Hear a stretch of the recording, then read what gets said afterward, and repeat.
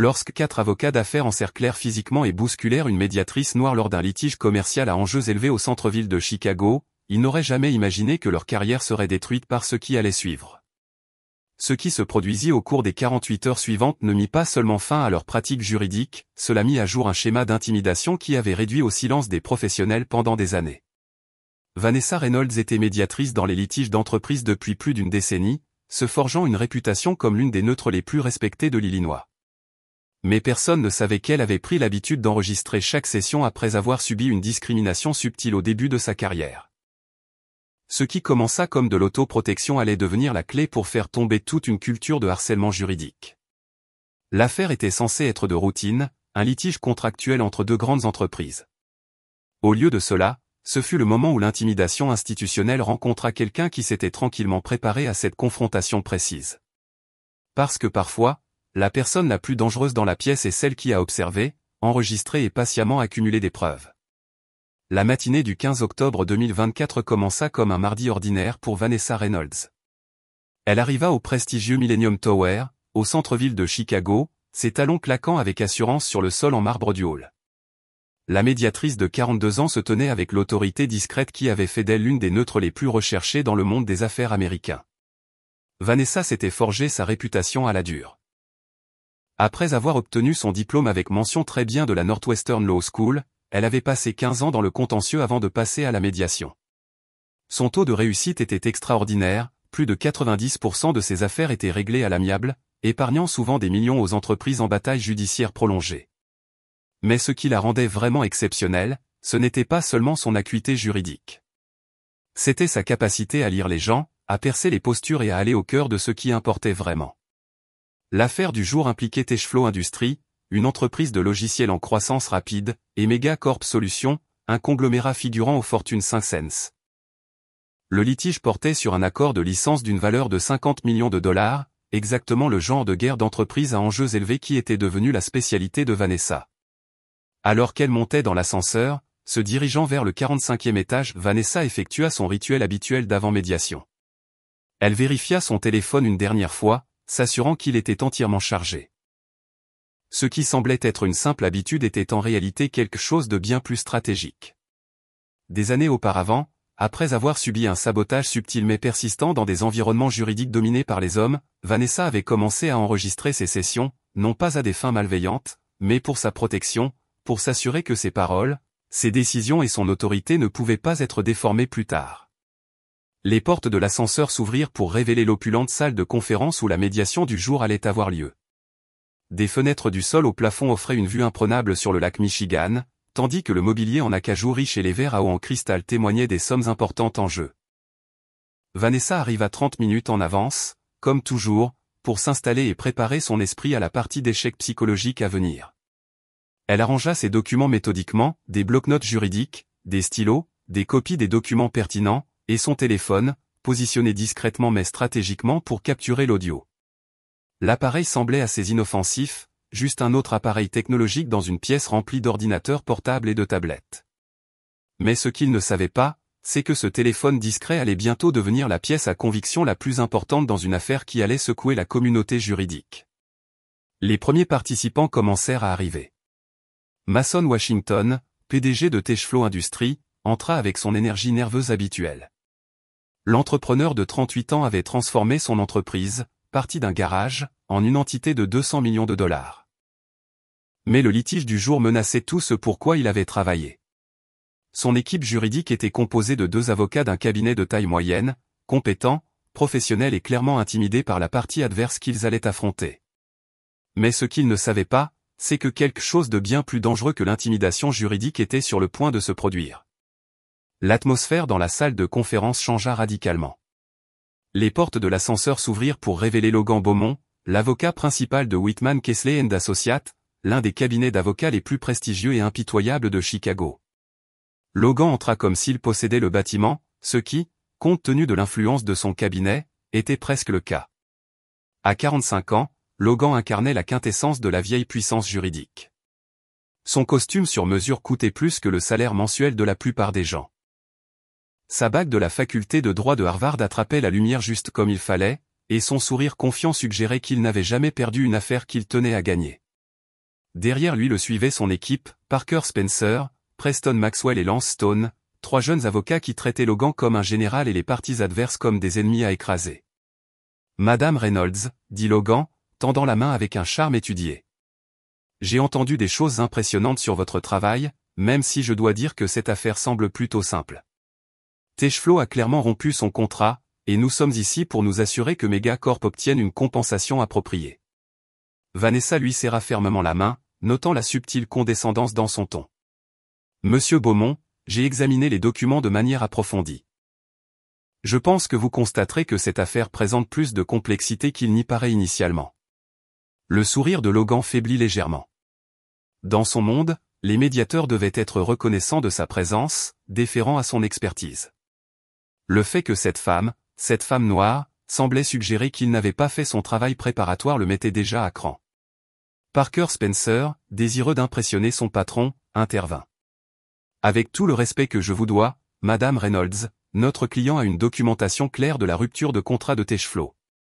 L'accord de licence stipule spécifiquement. » « Je suis familière avec les termes du contrat », interrompit Vanessa en douceur. « Mais avant de discuter des détails, établissons nos règles de base. Ceci est une médiation confidentielle. Tout ce qui est dit ici est privilégié et protégé par le secret professionnel. Nous sommes ici pour trouver une solution qui fonctionne pour les deux parties, pas pour répéter des arguments pour le procès. » Preston Maxwell échangea un regard avec Lance Stone. Ni l'un ni l'autre n'avait l'habitude d'être sermonné sur la procédure juridique par un médiateur, surtout pas par quelqu'un qui semblait si confiant en remettant en question leur approche. La mâchoire de Logan se serra presque imperceptiblement. « Bien sûr, même si je pense que vous constaterez que parfois les faits sont si clairs qu'il n'y a vraiment qu'un seul résultat raisonnable. » La tension dans la pièce était palpable. Mason Washington et ses avocats sentaient qu'il assistait à quelque chose de plus que de simples joutes verbales préliminaires. Il y avait un sous-entendu de manque de respect, une suggestion subtile mais indéniable que Vanessa n'avait pas vraiment sa place dans cette pièce avec ces hommes puissants. Mais Vanessa avait déjà vécu cela. Elle avait appris à reconnaître les signes, les pauses légèrement plus longues avant de reconnaître ses points, la façon dont son autorité était remise en question un peu plus que celle d'un médiateur masculin, la supposition qu'elle pouvait être intimidée ou dépassée. Ce qu'il ne savait pas, c'est qu'elle se préparait à ce moment depuis des années. Au fil de la matinée, le schéma devint clair. Chaque fois que Vanessa tentait de rediriger la conversation vers une négociation productive, l'équipe de Logan s'opposait plus fermement. Ils l'interrompaient plus fréquemment, remettaient en question ses suggestions plus agressivement, et commencèrent à parler directement entre eux comme si elle n'était pas là. Ce qui aurait dû être un désaccord professionnel avait dégénéré en quelque chose de beaucoup plus dangereux, et le téléphone de Vanessa, posé innocemment sur la table, capturait chaque mot. Mais ce qui se produisit ensuite allait tout changer pour toujours. Le point de rupture survint lors de ce qui aurait dû être une pause de caucus de routine. Vanessa avait suggéré des réunions séparées avec chaque partie, une pratique de médiation standard pour explorer les possibilités de règlement sans la pression de la partie adverse. Mais lorsque Vanessa proposa de commencer par l'équipe de Techflow, la réponse de Logan Beaumont révéla la vraie nature de ce qui se passait. « Je pense que nous devons d'abord discuter de votre approche, » dit Logan, sa voix trahissant une tension qui n'était pas présente auparavant.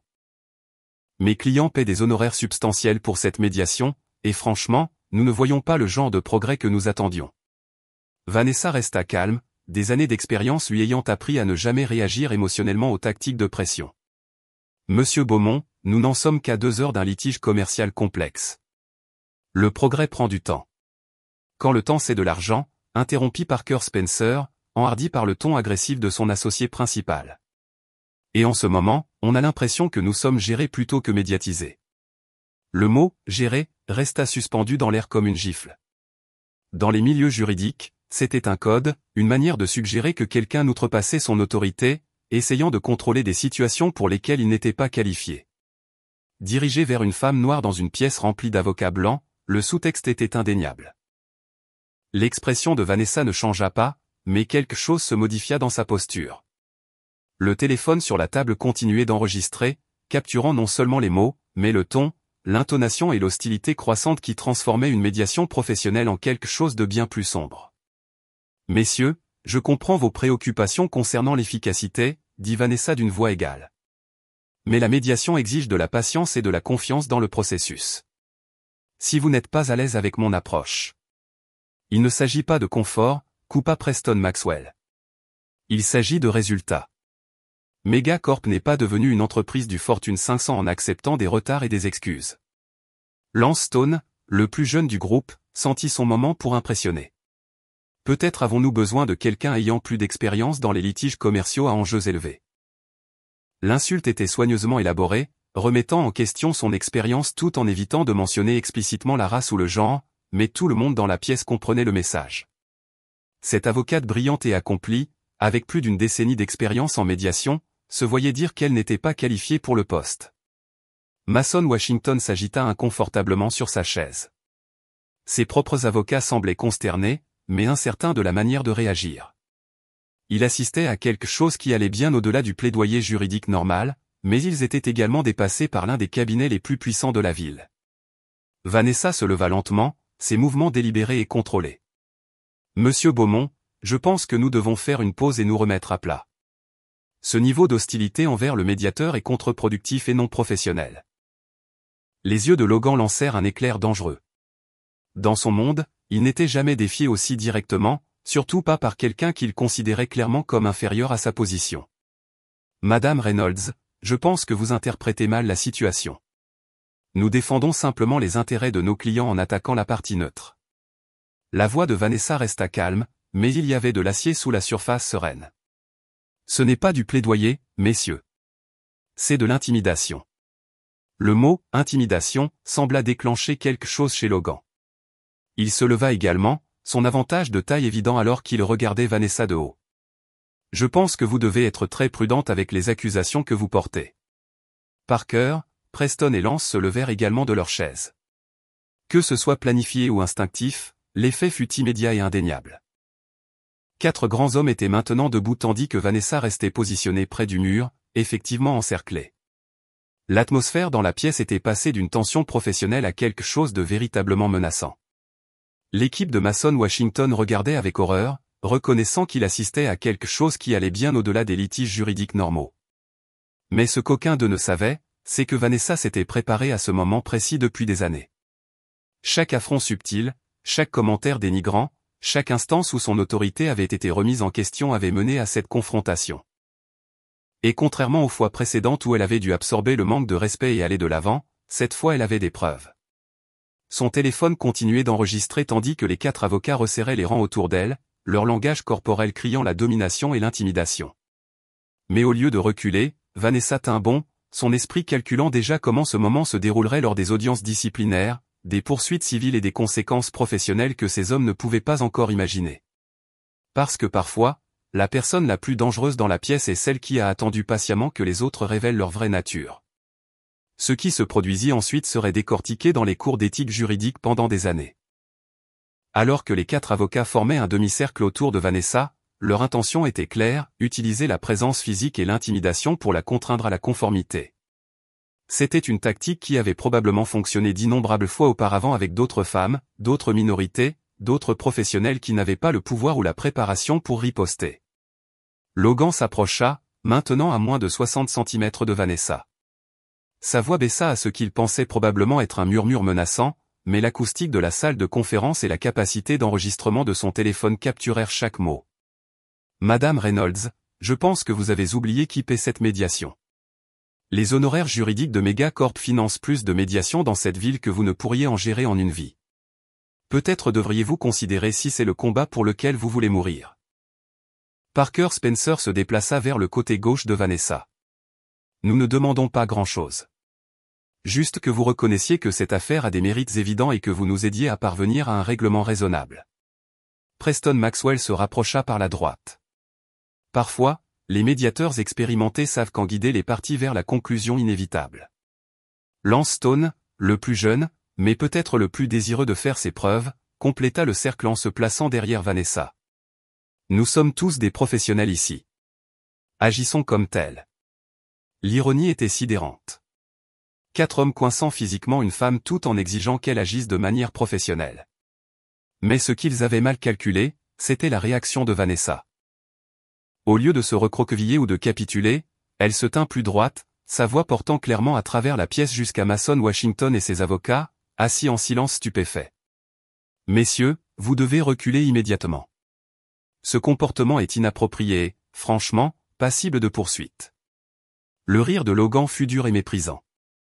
Passible de poursuite? Nous avons une conversation sur la stratégie de médiation. Ce n'est pas une conversation, répondit fermement Vanessa. C'est de l'intimidation, et cela s'arrête maintenant.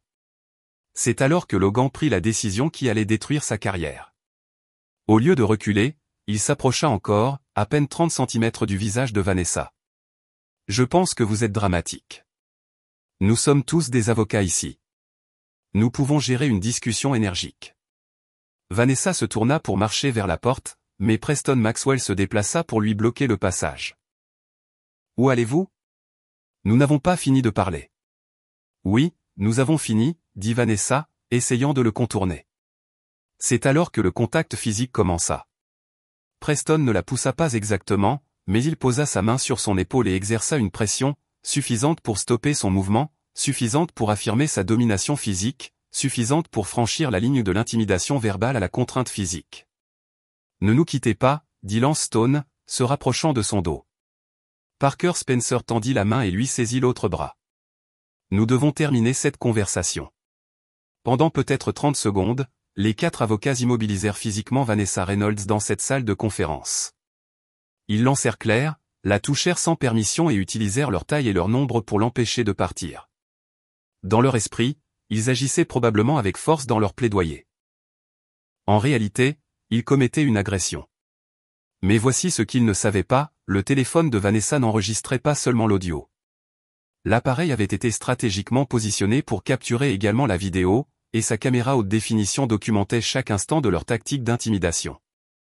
Quand ils la relâchèrent finalement et reculèrent, réalisant peut-être qu'ils étaient allés trop loin, Vanessa se dirigea calmement vers la table et ramassa son téléphone. Ses mains étaient stables, sa voix contrôlée, mais ses yeux contenaient une fureur qui aurait dû les avertir de ce qui allait arriver. Cette médiation est terminée, annonça-t-elle. Monsieur Washington, vous et votre équipe êtes libres de partir. Messieurs, elle se tourna vers l'équipe de Logan. Vous aurez des nouvelles de la commission d'enregistrement et de discipline des avocats de l'Illinois, du barreau de Chicago et de mon avocat. Ce qui vient de se passer est une agression, des coups et blessures, une séquestration arbitraire et une faute professionnelle. Et contrairement à la plupart de ces incidents, celui-ci a été enregistré. Le visage de Logan devint blanc. Vous nous avez enregistré sans consentement? Le sourire de Vanessa était aussi tranchant qu'une lame. L'Illinois est un État à consentement unilatéral, Monsieur Beaumont. Je n'avais besoin que de ma propre permission pour enregistrer ce que j'avais. Le silence qui s'ensuivit fut assourdissant. 4 avocats à succès, des hommes qui avaient bâti des carrières sur l'intimidation d'adversaires et la domination des négociations, réalisèrent soudain qu'ils venaient de détruire tout ce pour quoi ils avaient travaillé. Mais ce qu'ils ne comprenaient pas encore, c'est que ce n'était que le début. Parce que Vanessa Reynolds n'allait pas seulement déposer des plaintes et poursuivre en dommages et intérêts. Elle allait exposer un schéma de comportement qui allait faire tomber non seulement leur carrière, mais toute la culture d'intimidation qu'ils représentaient. Le véritable ajustement de compte ne faisait que commencer. La descente en ascenseur du 45e étage sembla éternelle. Vanessa se tenait seule, son téléphone serré dans sa main comme une arme de destruction massive, ce qu'il était, d'une certaine manière. L'enregistrement de 23 minutes qu'elle venait de capturer allait bientôt devenir la pièce à conviction la plus importante dans de multiples procédures judiciaires. Mais alors que l'ascenseur descendait, l'esprit de Vanessa n'était pas concentré sur la vengeance ou même la justice. Au lieu de cela, elle pensait à toutes les autres femmes qui avaient fait face à une intimidation similaire et n'avaient rien eu d'autre que des écorchures à leur dignité et à leur carrière, les associés qui avaient été hurlés dessus dans les salles de conférence, les avocates adverses qui avaient été physiquement acculées pendant les dépositions, les expertes qui avaient été rejetées et sapées simplement pour être femmes, noires ou les deux. C'était plus grand que juste 4 avocats mal élevés. Il s'agissait d'un système qui avait protégé et permis un tel comportement pendant des décennies. Le hall du Millennium Tower grouillait de son activité habituelle. Avocats, cadres et consultants se déplaçaient entre les réunions, concluaient des affaires, exerçaient leur pouvoir. Pour la plupart d'entre eux, ce n'était qu'un autre mardi. Ils n'avaient aucune idée que quelque chose de sismique venait de se produire, 45 étages au-dessus de leur tête. Vanessa marcha jusqu'à sa voiture dans le parking souterrain, ses pas résonnant sur les murs de béton. Une fois dans son véhicule, elle s'accorda enfin un moment pour digérer ce qui venait de se passer. Ses mains tremblaient légèrement tandis qu'elle connectait son téléphone à son ordinateur portable et commença à télécharger l'enregistrement sur un serveur cloud sécurisé. Cette preuve était trop importante pour risquer de la perdre. Mais avant d'appeler son avocat, avant de contacter les autorités disciplinaires, avant d'entamer le processus qui allait détruire 4 carrières juridiques, Vanessa fit un autre appel. Sandra, c'est Vanessa Reynolds. J'ai quelque chose à te demander, et j'ai besoin que tu sois complètement honnête avec moi. Sandra Chen était une autre médiatrice, une collègue que Vanessa connaissait depuis des années. Elles avaient souvent comparé leurs notes sur des cas difficiles et des avocats problématiques. Mais maintenant, Vanessa soupçonnait que ces conversations avaient été plus significatives que l'une ou l'autre n'avait réalisé. Bien sûr, Vanessa, qu'est-ce qui se passe? As-tu déjà eu des problèmes avec Logan Beaumont ou son équipe chez Whitman Kesley? La pause qui s'ensuivit dit à Vanessa tout ce qu'elle avait besoin de savoir. Vanessa, qu'est-ce qui s'est passé? Au cours de l'heure suivante, alors que Vanessa était assise dans sa voiture à passer des appels similaires à d'autres médiatrices, arbitres et avocates, un schéma émergea qui était encore plus troublant qu'elle ne l'avait anticipé. L'équipe de Logan Beaumont avait un long historique documenté d'intimidation envers les femmes occupant des postes d'autorité dans les procédures judiciaires. Il y avait Rebecca Martinez, une arbitre qui avait été accidentellement coincée dans une salle de bain pendant une pause et à qui on avait dit qu'elle était dépassée par un litige de construction complexe. Il y avait Jennifer Kim, son avocate adverse qui avait été encerclée par l'équipe de Beaumont lors de négociations de règlement et à qui on avait dit qu'elle était trop émotive pour gérer un litige commercial. Il y avait la docteure Patricia Johnson, une experte qui avait été systématiquement sapée et dénigrée lors des contre-interrogatoires avec des questions à connotation raciale sur ses véritables qualifications. Chaque femme avait sa propre histoire d'intimidation, d'humiliation et de dénigrement professionnel. Chacune avait envisagé de déposer des plaintes, mais craignait des représailles de l'un des cabinets les plus puissants de Chicago. Chacune avait finalement décidé de garder le silence et d'espérer que cela ne se reproduirait plus. Mais maintenant, pour la première fois, quelqu'un avait des preuves. Lorsque Vanessa termina ses appels, elle réalisa l'ampleur de ce qu'elle était sur le point de déclencher.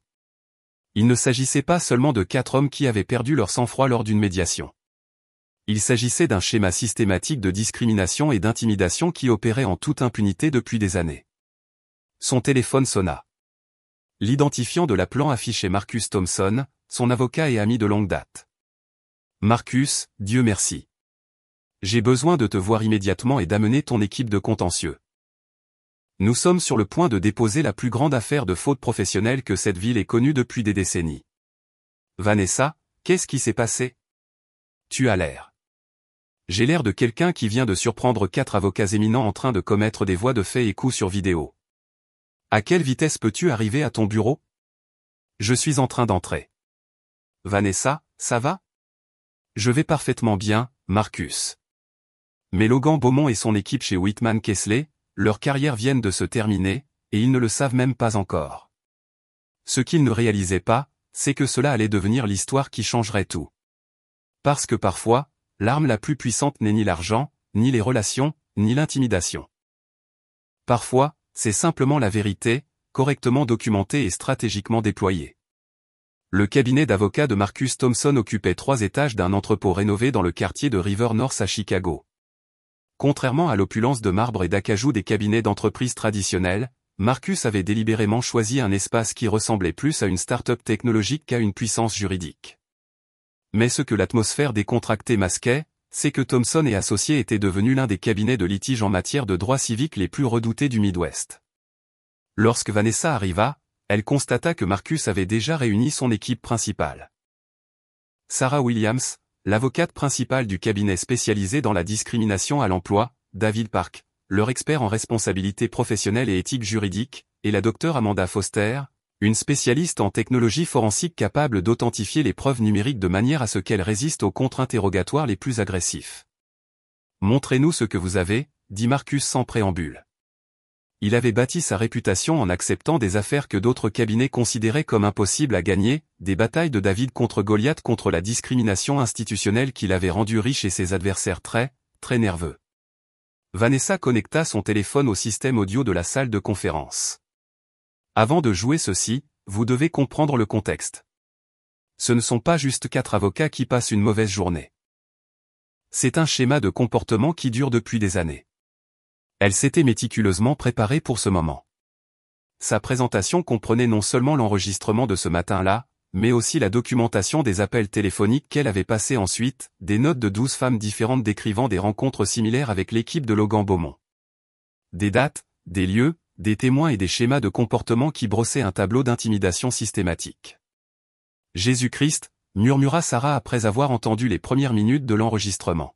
« Ils ont vraiment mis la main sur vous. » David Park, spécialisé dans les violations de l'éthique juridique, prenait frénétiquement des notes. Ce n'est pas seulement des voies de fait et coups. Ils ont violé de multiples règles de conduite professionnelle. Les règles de conduite professionnelle de l'Illinois abordent spécifiquement la courtoisie et la civilité professionnelle. C'est un cas d'école de faute professionnelle. La Dr Foster examina le téléphone et l'enregistrement avec l'intensité d'une scientifique étudiant une nouvelle espèce. Les métadonnées confirment l'heure, la date et le lieu. La qualité audio est exceptionnelle. Nous pouvons clairement identifier les voix individuelles. Et le fait que l'Illinois soit un État à consentement unilatéral signifie que cet enregistrement est non seulement recevable, il est dévastateur. Mais Marcus pensait à plus grande échelle. Vanessa, vous avez dit qu'il y avait un schéma. Combien d'autres femmes sont prêtes à témoigner? Jusqu'à présent, 12 ont accepté de fournir des déclarations, mais je pense qu'il y en a plus. La nouvelle se répand déjà dans la communauté juridique. Mon téléphone n'arrête pas de sonner. Sarah se pencha en avant. Nous ne parlons pas seulement de plaintes individuelles ici. Cela pourrait être une action collective. Des violations des droits civiques créant un environnement hostile pour les femmes et les minorités dans les procédures judiciaires. Une discrimination systématique. Les dommages et intérêts pourraient être substantiels, ajouta David, non seulement pour Vanessa, mais pour chaque femme dont la carrière a été affectée par ce comportement. Des occasions manquées, une humiliation professionnelle, l'impact psychologique d'avoir été ciblé. La Dr Foster leva les yeux de son analyse. Il y a autre chose. J'ai examiné l'enregistrement de plus près, et leur langage suggère que ce n'était pas spontané. La façon dont ils ont coordonné leur positionnement, les phrases spécifiques qu'ils ont utilisées concernant le paiement de la médiation et le fait de connaître leur place, cela semble répété, comme s'ils l'avaient déjà fait auparavant. Marcus se leva et se dirigea vers la fenêtre donnant sur la rivière Chicago. Après 15 ans de litige en matière de droit civique, il avait appris à reconnaître les affaires qui changeraient tout. Celle-ci en faisait partie. Voici ce que nous allons faire, dit-il finalement.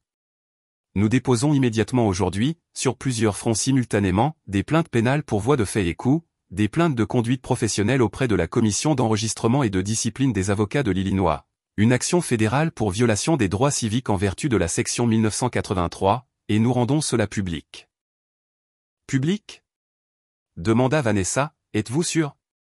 Il ne s'agit pas seulement de ce qui vous est arrivé aujourd'hui. Il s'agit de chaque femme qui a été intimidée au point de ne pas oser parler. Chaque professionnel issu d'une minorité qui a été amené à se sentir étranger à ces espaces. Si nous restons silencieux, si nous gérons cela par des négociations officieuses et des règlements privés, rien ne change. Mais si nous exposons cela. Sarah hocha la tête avec emphase.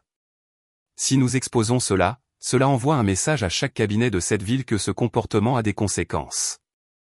De réelles conséquences. David était déjà en train de rédiger le communiqué de presse dans sa tête. L'histoire s'écrit d'elle-même, des partenaires d'un cabinet d'avocats réputé pris sur bande en train d'agresser une médiatrice noire. Les blogs juridiques s'en empareront en quelques heures. Les médias grand public suivront. La Dr Foster sourit d'un air sombre. Et le meilleur, c'est qu'ils ne peuvent pas le nier. Nous avons tout sur bande, leurs voix, leurs actions, leur absence totale de jugement professionnel. Alors que l'équipe commençait à planifier leur assaut multifront sur Whitman, Kessler & Associates, Vanessa ressentit quelque chose qu'elle n'avait pas ressenti depuis des années. De l'espoir. Non seulement pour sa propre réhabilitation, mais pour toutes les femmes qui avaient été réduites au silence par la peur des représailles. Mais ce qu'aucun d'entre eux ne réalisait encore, c'est que l'équipe de Logan Beaumont était sur le point d'aggraver considérablement leur situation. Si vous pensez que ce qui se passe quand quelqu'un publie un message sur les réseaux sociaux disant qu'il ne pense pas que Vanessa aurait dû être traitée de cette façon, tapez le respect ci-dessous. Pendant que Vanessa et l'équipe de Marcus préparaient leur assaut juridique, Logan Beaumont prenait la pire décision de sa vie professionnelle. Alors que la nouvelle de l'incident du matin commençait à circuler dans la communauté juridique de Chicago, Logan convoqua une réunion d'urgence avec ses associés chez Whitman, Kessler & Associates. L'associé gérant du cabinet, Richard Whitman, avait 67 ans et avait passé 4 décennies à bâtir l'une des pratiques de droit des affaires les plus prestigieuses de Chicago. La salle de conférence lambrissée d'acajou où ils se rencontraient avait accueilli des réunions avec des PDG du Fortune 500, des juges fédéraux et des politiciens. C'était un monument au pouvoir et à l'influence. Logan, dis-moi s'il te plaît que c'est une sorte de malentendu, dit Whitman, sa voix tendue par une fureur contenue. Je viens de raccrocher avec 3 clients différents qui m'interrogeaient sur un incident lors d'une médiation. Logan rajusta nerveusement sa cravate. Richard, ce fut une médiation difficile. La médiatrice était déraisonnable, et les choses se sont un peu échauffées, mais rien ne s'est passé qui dépasse les limites d'un plaidoyer normal. Parker Spencer, Preston Maxwell et Lance Stone restèrent dans un silence inconfortable. Au cours des 6 heures qui s'étaient écoulées depuis l'incident, chacun avait commencé à réaliser l'ampleur de son erreur, mais Logan, peut-être parce qu'il avait le plus à perdre, persistait dans le déni. Un peu échauffé. L'assistante de Whitman l'avait déjà informé des appels téléphoniques provenant d'autres cabinets, des conversations murmurées au barreau de Chicago, des rumeurs se propageant comme une traînée de poudre dans la communauté juridique. Logan, j'entends des mots comme agression et intimidation physique. Dis-moi s'il te plaît que ce sont des exagérations. C'est alors que Logan commit son erreur fatale. Au lieu de faire table rase, au lieu de reconnaître la gravité de leurs actions et de commencer à gérer les dégâts, il choisit de minimiser et de détourner. Richard, vous savez comment sont ces médiateurs. Ils obtiennent un peu d'autorité et soudain se prennent pour des juges. Vanessa Reynolds était complètement déraisonnable, remettant en question la position de notre client, essayant de nous gérer au lieu de faciliter un règlement. Nous avons juste clairement indiqué que nous n'allions pas nous laisser faire. Le silence dans la pièce était assourdissant. Richard Whitman n'avait pas bâti un cabinet d'avocats prospère en tolérant des associés qui ne pouvaient pas reconnaître les catastrophes juridiques et de relations publiques lorsqu'il les créait. Logan, dit Whitman avec prudence, est-ce que vous ou un membre de votre équipe avez eu un contact physique avec Madame Reynolds? Logan hésita juste un instant de trop. C'était une salle de conférence bondée. Il y a peut-être eu un contact fortuit pendant la discussion. Preston Maxwell avait l'air d'être sur le point de vomir. Lance Stone regardait attentivement ses mains. Parker Spencer semblait calculer s'il pouvait se distancier du récit de plus en plus désespéré de Logan. Contact fortuit, répéta Whitman lentement. Logan, je vous connais depuis 15 ans. Je vous ai vu gérer des avocats adverses difficiles, des témoins hostiles et des clients impossibles. Êtes-vous en train de me dire que vous n'avez pas pu gérer une seule médiation sans contact fortuit avec la partie neutre? Avant que Logan ne puisse répondre, l'assistante de Whitman frappa à la porte. Monsieur Whitman, j'ai Marcus Thompson sur la ligne 1. Il dit que c'est urgent et que cela concerne la médiation de ce matin. Tous les avocats présents dans la pièce connaissaient la réputation de Marcus Thompson. Son nom apparaissant en relation avec la difficile médiation du matin était comme voir des nuages d'orage s'amonceler par beau temps. Passez-le, dit Whitman, activant le haut-parleur. La voix de Marcus emplit la pièce d'une courtoisie professionnelle qui portait une tension indéniable. Richard, j'appelle par courtoisie professionnelle avant de déposer les documents demain matin. Ma cliente, Vanessa Reynolds, a été agressée par 4 de vos avocats lors d'une médiation ce matin. Nous avons l'incident entier documenté. J'espère que nous pourrons discuter de cette affaire avant qu'elle ne devienne publique. Logan commença à parler, mais Whitman le fit taire d'un geste qui aurait pu arrêter la circulation. Marcus, j'apprécie l'appel. Pouvez-vous me donner des détails sur ces allégations? 4 de vos associés, Logan Beaumont, Parker Spencer, Preston Maxwell et Lance Stone, ont physiquement encerclé, immobilisé et intimidé Madame Reynolds lors d'une médiation au Millennium Tower. L'incident a été enregistré. Nous avons une documentation claire d'agression, de coups et blessures, de séquestration arbitraire et de multiples violations des règles de conduite professionnelle. Le sang quitta le visage de Logan. Enregistré. Le mot frappa la pièce comme un coup physique. Marcus, dit Whitman lentement. Êtes-vous en train de dire que cet incident a été capturé en audio? Audio et vidéo, Richard. Vidéo haute définition qui montre clairement vos avocats utilisant l'intimidation physique contre une médiatrice neutre, ainsi que des déclarations de 12 autres femmes décrivant des schémas de comportement similaires de la même équipe. Preston Maxwell se leva brusquement et se dirigea vers la fenêtre comme s'il cherchait une issue de secours. Lance Stone transpirait ouvertement.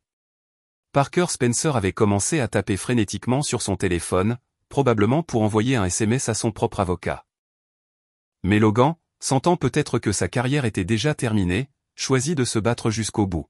« Marcus, c'est ridicule. Votre cliente était non professionnelle et partiale. Nous défendions les intérêts de nos clients. » Le rire de Marcus fut froid. « Logan, je vais vous faire une faveur. Je vais raccrocher maintenant et vous donner 24 heures pour retenir un avocat personnel car demain matin, cela devient une affaire publique. Accusation criminelle, violation des droits civiques, plainte pour faute professionnelle et un procès fédéral. L'enregistrement sera déposé comme pièce à conviction dans toutes les procédures. » La ligne se coupa, laissant 6 avocats assis dans un silence stupéfait. Richard Whitman regarda Logan avec l'expression d'un homme voyant l'œuvre de sa vie s'effondrer. « Logan, dis-moi s'il te plaît que tu n'as pas fait ce qu'il vient de décrire. » Mais la réponse de Logan prouva que même face à une destruction professionnelle complète, certaines personnes n'apprennent jamais.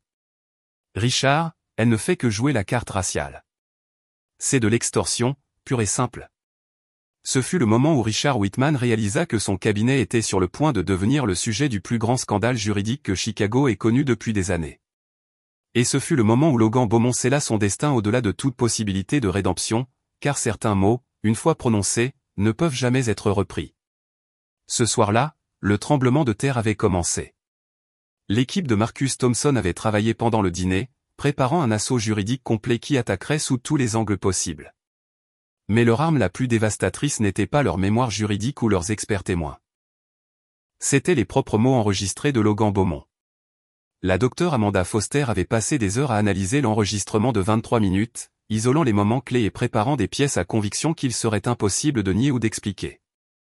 La technologie était si précise qu'elle pouvait identifier non seulement qui parlait, mais aussi le positionnement exact de chaque personne dans la pièce en fonction de la dynamique vocale et de l'analyse acoustique. « Regardez ceci », dit-elle, pointant une analyse de forme d'onde sur son écran d'ordinateur. On peut clairement entendre Preston Maxwell dire « Ne nous quittez pas », tandis que la signature acoustique montre qu'il s'est déplacé pour bloquer la sortie. Il y a le bruit d'un contact physique, le froissement des vêtements, une chaise qui racle, exactement quand Parker Spencer a saisi le bras de Vanessa. Sarah Williams préparait la plainte pour violation des droits civiques qui serait déposée devant un tribunal fédéral. Les preuves du schéma de comportement sont accablantes. 12 femmes sur 3 ans, toutes décrivant des tactiques d'intimidation similaires. Le même langage, les mêmes techniques de positionnement, le même message sous-jacent, connaissez votre place. David Park leva les yeux de sa recherche sur les plaintes disciplinaires. J'ai examiné les dossiers de la commission d'enregistrement et de discipline des avocats de l'Illinois. Au cours des 5 dernières années, il y a eu 17 plaintes informelles déposées contre divers membres de l'équipe de Logan. 17, mais elles ont toutes été traitées discrètement, réglées à l'amiable en privé ou classées faute de preuves. Marcus hocha la tête d'un air sombre, c'est précisément la raison pour laquelle ce schéma a persisté. Pas de conséquences, pas de dissuasion, pas de responsabilisation, jusqu'à maintenant. Pendant que l'équipe travaillait, le téléphone de Vanessa continuait de sonner. La nouvelle se propageait à la vitesse de la lumière dans la communauté juridique, et de plus en plus de femmes se présentaient avec leurs propres histoires d'intimidation et de discrimination. Vanessa prit un appel qui ajouterait une nouvelle dimension à leur affaire. « Madame Reynolds, ici la juge Patricia Harrison de la cour de circuit du comté de Cook. J'espère que cela ne vous dérange pas que j'appelle directement, mais j'ai entendu parler de ce qui s'est passé aujourd'hui, et je pense que vous devriez savoir quelque chose. » La juge Harrison était l'une des juristes les plus respectées de l'Illinois, une vétéran de 20 ans au banc des juges, connue pour son équité et son érudition juridique. Son appel était à la fois inattendu et significatif. « Bien sûr, votre honneur, comment puis-je vous aider ? » Madame Reynolds, il y a 6 mois, l'équipe de Logan Beaumont a comparu devant moi dans une affaire commerciale complexe. Au cours de la procédure, ils ont présenté plusieurs motions que j'ai trouvées troublantes. Mais ce qui m'a vraiment inquiété, c'était leur comportement envers la partie adverse, une jeune femme noire nommée Angela Foster, d'un petit cabinet. La voix de la juge Harrison portait le poids de quelqu'un qui avait trop vu et trop longtemps gardé le silence. Madame Foster était brillante, bien préparée et absolument professionnelle. Mais à chaque audience, l'équipe de Logan se positionnait pour dominer physiquement l'espace de la salle d'audience. Il l'interrompait plus fréquemment que nécessaire, remettait en question ses qualifications de manière qui semblait personnelle, et lorsqu'elle s'opposait à leur tactique, il suggérait qu'elle était excessivement émotive ou non professionnelle. Vanessa sentit son estomac se serrer. Le schéma était encore plus étendu qu'il ne l'avait réalisé. « Votre honneur, êtes-vous intervenu ? J'ai maintenu le décorum de la salle d'audience, mais je n'ai pas abordé directement le comportement sous-jacent. À l'époque, je me suis dit que c'était un plaidoyer agressif. Mais après avoir entendu parler de l'incident d'aujourd'hui, Madame Reynolds, je suis juge depuis 20 ans, et j'ai appris à reconnaître la différence entre une représentation zélée et une intimidation systématique. Ce dont j'ai été témoin était cette dernière. » La juge Harrison fit une pause, et lorsqu'elle reprit, sa voix était lourde de regret. « J'aurais dû faire plus. J'aurais dû les dénoncer directement, les sanctionner, signaler leur comportement à la commission disciplinaire. Au lieu de cela, j'ai laissé passer, et ils ont continué ce schéma avec vous et Dieu sait combien d'autres femmes. » La conversation continua pendant encore 20 minutes, la juge Harrison fournissant des dates spécifiques, des numéros d'affaires et des observations détaillées sur le comportement de l'équipe de Logan. Son témoignage serait crucial. Les juges ne critiquent pas légèrement les avocats en public, et sa volonté de parler aurait un poids énorme auprès des autorités disciplinaires. Une fois l'appel terminé, Marcus regarda son équipe avec quelque chose qui s'apparentait à de l'admiration. Nous ne documentons plus seulement des incidents isolés. Nous exposons un schéma systématique de discrimination qui s'étend jusqu'à la salle d'audience elle-même. C'est plus grand que nous ne le pensions. Sarah Williams mettait déjà à jour sa plainte. Avec le témoignage de la juge Harrison, nous pouvons démontrer que ce comportement est continu, s'aggrave et a été observé par une autorité judiciaire. Ce n'est pas seulement une faute professionnelle. C'est un échec institutionnel à traiter un comportement discriminatoire connu. David Park hocha la tête avec enthousiasme. Et le fait qu'une juge en fonction soit prête à témoigner sur des tactiques d'intimidation en salle d'audience signifie que la Cour suprême de l'Illinois devra en prendre note. Il ne s'agit plus seulement de discipline du barreau. Il s'agit de l'intégrité du système juridique lui-même. La docteure Foster avait tranquillement travaillé sur un autre aspect de la preuve. J'ai analysé les métadonnées du téléphone de Vanessa, et j'ai trouvé quelque chose d'intéressant. Le logiciel d'enregistrement qu'elle utilise sauvegarde automatiquement sur le stockage cloud. Cela signifie que nous avons des copies redondantes des preuves stockées sur des serveurs dans 3 états différents, tout avec vérification d'horodatage. Marcus sourit pour la première fois de la journée, ce qui signifie que même s'ils essaient de prétendre que les preuves ont été altérées ou fabriquées, nous avons plusieurs copies vérifiées indépendamment. Cette affaire vient de devenir à toute épreuve. Alors que la soirée avançait, l'étendue de leur stratégie juridique continuait de s'élargir. Ce qui avait commencé comme une simple affaire d'agression devenait une attaque complète contre la discrimination institutionnelle au sein de la communauté juridique de Chicago. Mais de l'autre côté de la ville, Logan Beaumont était sur le point de commettre une dernière erreur catastrophique qui éliminerait toute possibilité de gestion des dégâts. Parce que certaines personnes, même face à une destruction complète, ne peuvent tout simplement pas s'empêcher de creuser leur propre tombe. Logan Beaumont était assis dans son bureau à domicile à Lincoln Park, fixant son écran d'ordinateur avec l'intensité désespérée d'un homme qui voyait sa vie s'effondrer en temps réel. Ses alertes Google n'avaient cessé de sonner au cours des 3 dernières heures, alors que la nouvelle de l'incident se propageait sur les blogs juridiques, les réseaux professionnels et les plateformes de médias sociaux.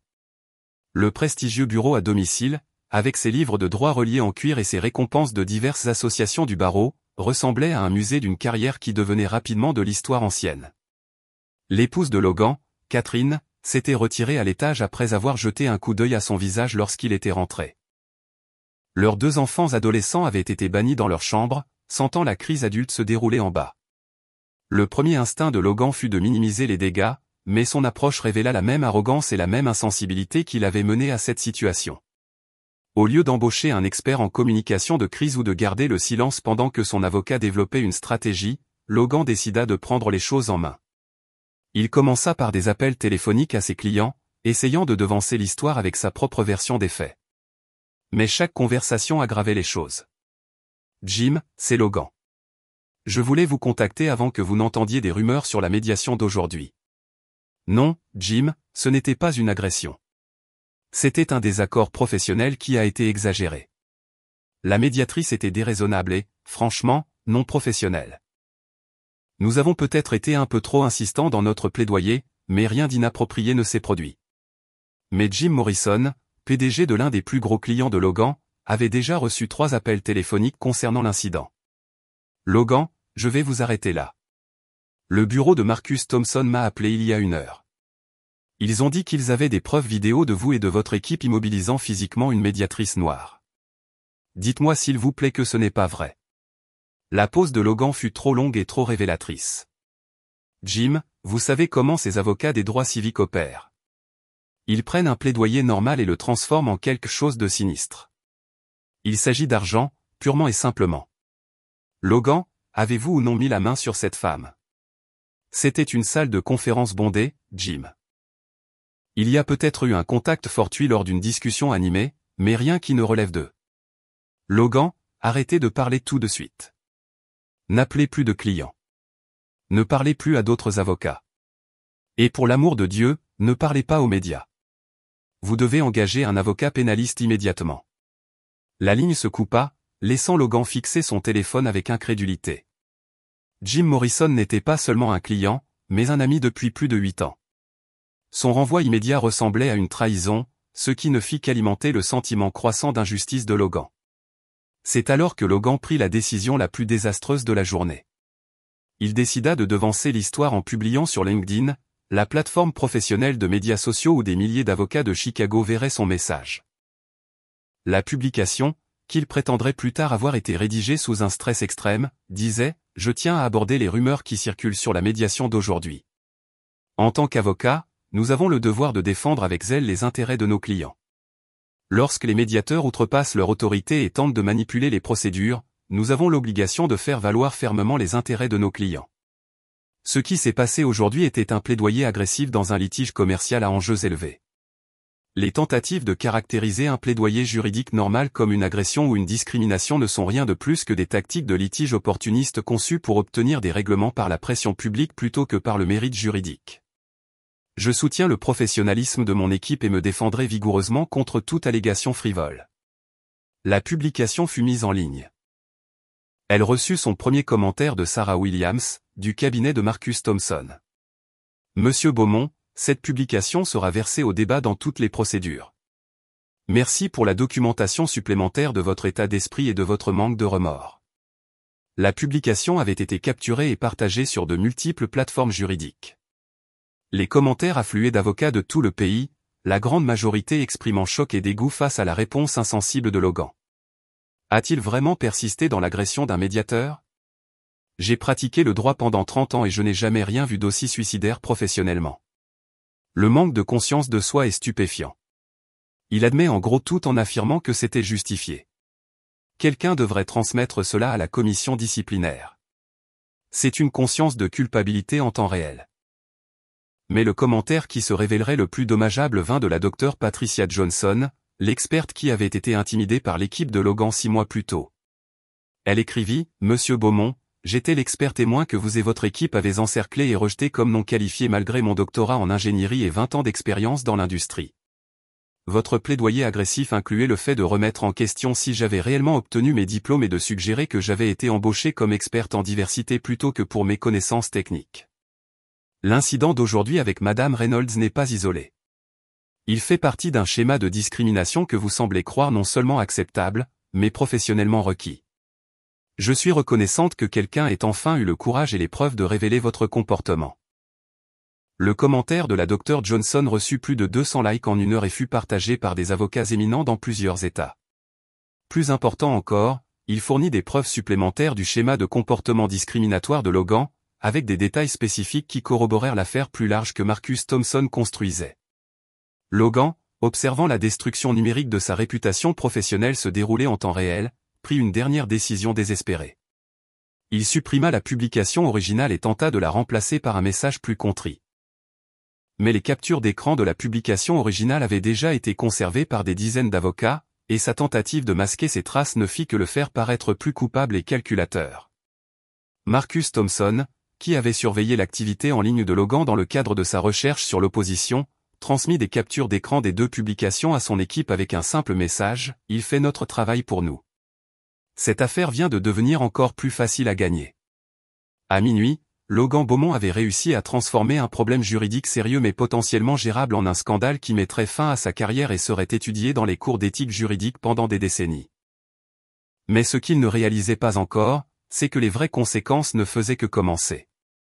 Mercredi matin, le 16 octobre, se leva gris et froid à Chicago, en accord avec l'ambiance chez Whitman, Kessler & Associates. Richard Whitman était arrivé à son bureau pour trouver 17 messages téléphoniques de clients, 9 courriels d'autres associés gérants de cabinets d'avocats, et une lettre de démission du plus grand client d'entreprise de son cabinet. La lettre de démission du conseiller juridique général d'une entreprise manufacturière du Fortune 100 était brève et dévastatrice, compte tenu des événements récents impliquant des membres de votre cabinet et considérant l'engagement de notre entreprise envers la diversité et la conduite professionnelle, nous allons transférer notre représentation juridique à un autre conseiller avec effet immédiat. Whitman avait convoqué une réunion d'urgence des associés. Les 15 associés qui composaient la direction du cabinet étaient assis autour de la même table en acajou où Logan avait pris sa décision désastreuse de minimiser les événements de la veille. Mais l'atmosphère avait complètement changé. Il ne s'agissait plus de soutenir un collègue dans une situation difficile. Il s'agissait de sauver le cabinet lui-même. Logan est fini, annonça Patricia Mills, la spécialiste du droit du travail du cabinet. J'ai examiné l'enregistrement que le bureau de Marcus Thompson nous a fourni hier soir. C'est indéfendable. Agression manifeste, discrimination évidente, et la publication de Logan sur LinkedIn a éliminé toute possibilité de prétendre à un malentendu.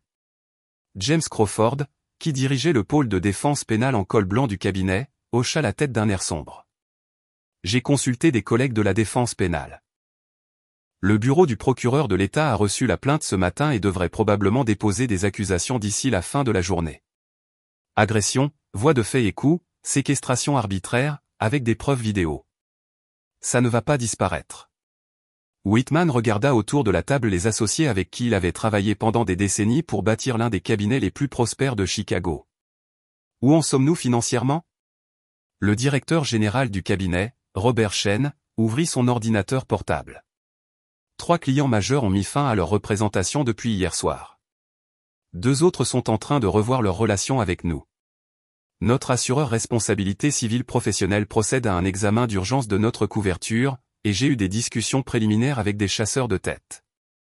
Nous allons perdre des collaborateurs et des jeunes associés qui ne veulent pas de ce scandale sur leur CV. Mais la nouvelle la plus dévastatrice vint de David Kim, qui s'occupait du développement commercial du cabinet. J'ai été en contact avec nos sources de référence, d'autres cabinets qui nous envoient des affaires, d'anciens clients qui nous recommandent à des collègues. Le retour est unanime. L'association avec ce scandale est toxique. Un associé gérant m'a dit directement qu'il ne pouvait pas se permettre d'être vu comme soutenant un cabinet dont les associés agressent des femmes médiatrices. Patricia Mills s'éclaircit la gorge. Il y a autre chose. J'ai été contacté par 6 femmes, 3 avocates, 2 expertes et une greffière qui se manifestent maintenant avec leurs propres histoires sur l'équipe de Logan. Elles sont toutes représentées par Marcus Thompson maintenant, et elles déposent toutes des plaintes formelles. La pièce sombra dans le silence alors que l'ampleur du désastre devenait claire. Il ne s'agissait pas seulement d'un incident. Il s'agissait d'un schéma de comportement qui avait été permis et ignoré pendant des années, et qui menaçait maintenant de détruire tout ce qu'ils avaient bâti. Quelles sont nos options? Demanda Whitman doucement. Crawford parla le premier. Légalement, nous devons nous séparer de Logan et de son équipe immédiatement. Pas de protection de partenariat, pas de représentation légale, pas de soutien financier. Ils sont livrés à eux-mêmes. D'un point de vue commercial, ajouta Shen, nous devons démontrer que ce comportement n'a pas été toléré ou connu par la direction du cabinet. Nous devons mettre en œuvre de nouvelles politiques, suivre une formation sur les préjugés, éventuellement faire appel à des consultants externes pour examiner notre culture. Mills hocha la tête. Et nous devons contacter toutes les femmes qui ont travaillé avec ou comparu devant l'équipe de Logan, une démarche proactive, offrir des services de médiation, démontrer que nous prenons cela au sérieux. Mais Kim secoua la tête. Rien de tout cela n'importe si nous ne survivons pas à la crise immédiate. Je reçois des appels de journalistes, de publications juridiques, de médias grand public, de médias nationaux. Cette histoire devient virale. Des associés d'un prestigieux cabinet d'avocats de Chicago agressent une médiatrice noire sera le titre dans chaque publication juridique du pays. C'est alors que l'assistante de Whitman frappa à la porte. Monsieur Whitman. Channel 7 News est dans le hall. Il demande une déclaration concernant l'incident d'hier. Les associés se regardèrent avec la prise de conscience partagée que leur crise privée était devenue un spectacle public. Whitman se leva lentement, rajustant sa cravate avec la même précision minutieuse qu'il avait utilisée pendant 40 ans de pratique du droit. Patricia, rédigeait des lettres de licenciement pour Logan, Parker, Preston et Lance, avec effet immédiat.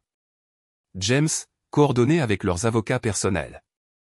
Nous ne fournissons aucun soutien ni représentation.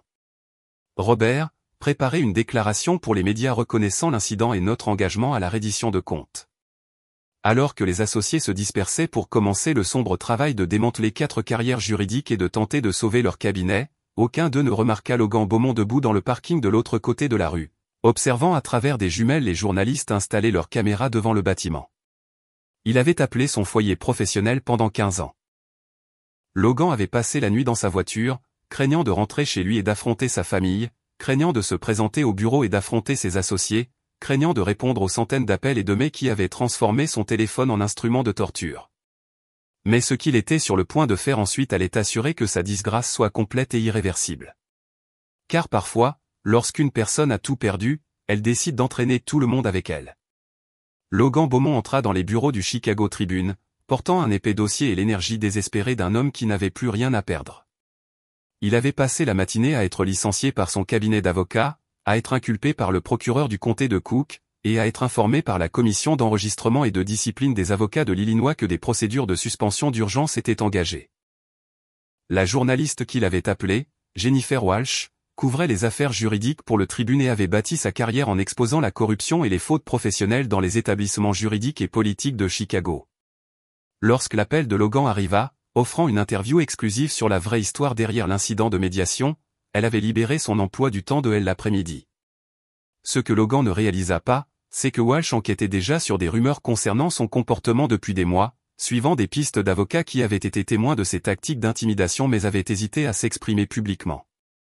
Son offre d'interview était comme un cadeau de Noël pour une journaliste qui construisait une histoire sur la discrimination systématique au sein de la communauté juridique de Chicago. Monsieur Beaumont, commença Walsh, son enregistreur numérique capturant chaque mot. Merci d'avoir accepté de me parler. Commençons par l'incident d'hier. Pouvez-vous me raconter ce qui s'est passé de votre point de vue? Logan s'était convaincu qu'il pouvait contrôler le récit. Que ses années de plaidoyer en cours l'avaient préparé à gérer une journaliste. Il se trompait catastrophiquement. Jennifer, ce qui s'est passé hier était une complète déformation d'un plaidoyer juridique normal. Vanessa Reynolds a été non professionnelle et partiale dès notre arrivée. Elle essayait clairement de manipuler la médiation en faveur de l'autre partie, et lorsque nous avons essayé de défendre les intérêts de nos clients, elle est devenue hostile et accusatrice. Walsh hocha la tête encourageante. Pouvez-vous être plus spécifique sur la façon dont elle était partiale? Et c'est alors que Logan commit l'erreur qui allait sceller son destin pour toujours. Au lieu de s'en tenir aux plaintes procédurales, il révéla les préjugés qui avaient en réalité motivé son comportement. Écoutez, Jennifer, il faut comprendre la dynamique ici. Techflow est une petite entreprise dirigée par un jeune PDG noir qui est clairement dépassé. Megacorp est une entreprise du Fortune 500 avec des besoins juridiques sophistiqués. La médiatrice aurait dû reconnaître qu'une partie avait des revendications légitimes et que l'autre essayait simplement d'éviter sa responsabilité pour une rupture de contrat évidente. Le stylo de Walsh cessa de bouger. Êtes-vous en train de dire que la dynamique raciale de l'affaire a influencé la médiation? Logan, inconscient du piège dans lequel il s'engageait, continua de creuser sa propre tombe. Je dis que parfois les médiateurs apportent leur propre perspective à une affaire. Et quand vous avez une médiatrice noire qui sympathise avec un PDG noir contre une grande entreprise, on peut s'interroger sur la neutralité. Le silence dans la salle de conférence était assourdissant. Walsh venait de faire admettre à Logan Beaumont, en direct, qu'il pensait que la race de Vanessa Reynolds avait influencé son jugement professionnel et que cette conviction avait justifié la réaction agressive de son équipe. Monsieur Beaumont, suggérez-vous que la race de Madame Reynolds la rendait incapable d'être neutre?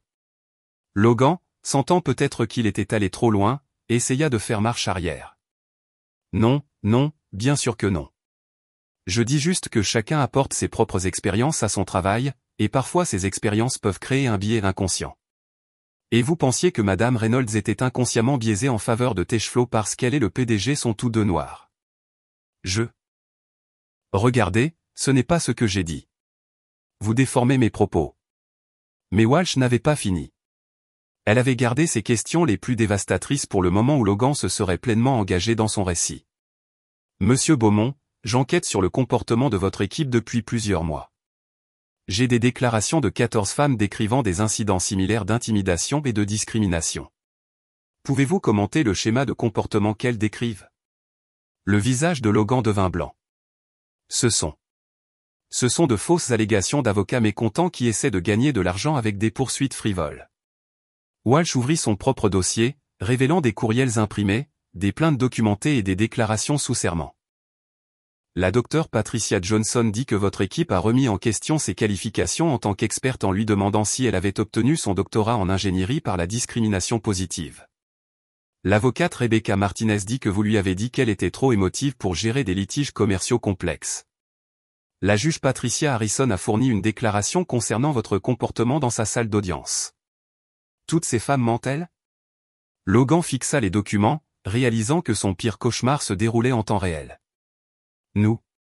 Regardez, c'est clairement une attaque coordonnée contre des avocats blancs masculins à succès.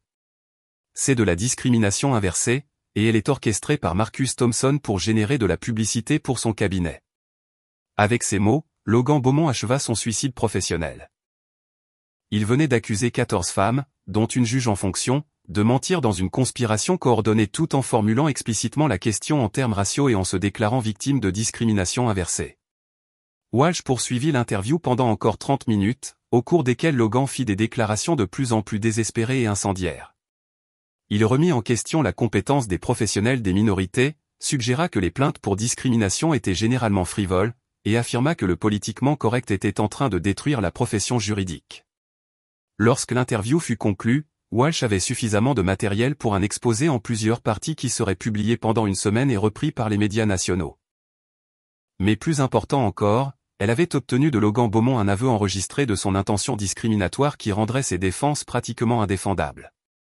Des copies anticipées de l'article de Walsh circulaient parmi l'élite juridique de Chicago. Le titre était « L'avocat déshonoré prétend que le biais racial justifiait l'agression d'une médiatrice ». Le sous-titre était encore plus dommageable, Logan Beaumont suggère qu'un schéma de discrimination était un plaidoyer juridique normal. Mais ce que Logan ne savait pas, c'est que les conséquences les plus dévastatrices étaient encore à venir. Car pendant qu'il détruisait sa réputation avec le Tribune, Vanessa Reynolds avait rencontré des procureurs fédéraux au sujet de violations des droits civiques qui entraînaient des peines de prison potentielles. Le véritable ajustement de compte était sur le point de commencer. 6 mois plus tard, par une matinée fraîche d'avril 2025, Vanessa Reynolds se tenait devant le tribunal fédéral du centre-ville de Chicago, entourée de journalistes, de partisans et de l'équipe d'avocats qui l'avaient aidé à transformer son moment d'agression en une affaire historique pour les droits civiques dans la profession juridique. Le chemin parcouru depuis ce terrible jour d'octobre jusqu'à ce moment de victoire avait été plus long et plus complexe que quiconque ne l'avait anticipé. Ce qui avait commencé comme une affaire d'agression criminelle avait évolué en un ajustement de compte global avec la discrimination au sein de la communauté juridique de Chicago, qui allait remodeler la conduite professionnelle pour les années à venir. Logan Beaumont avait plaidé coupable d'agression et de voies de fait et coups en février, recevant 6 mois de prison de comté et 2 ans de probation.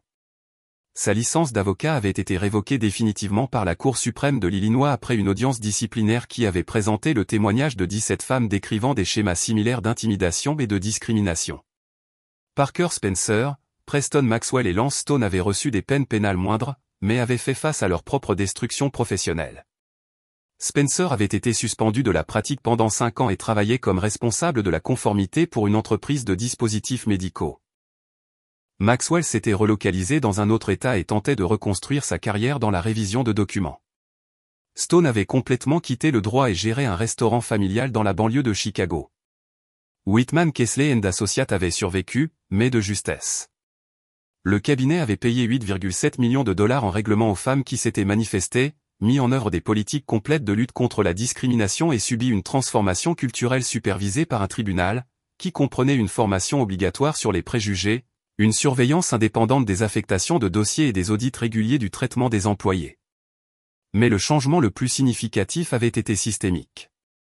Le barreau de l'État de l'Illinois avait mis en œuvre de nouvelles exigences de déclaration obligatoires pour les incidents de discrimination et d'intimidation. Le barreau de Chicago avait créé une ligne téléphonique anonyme pour signaler les fautes professionnelles.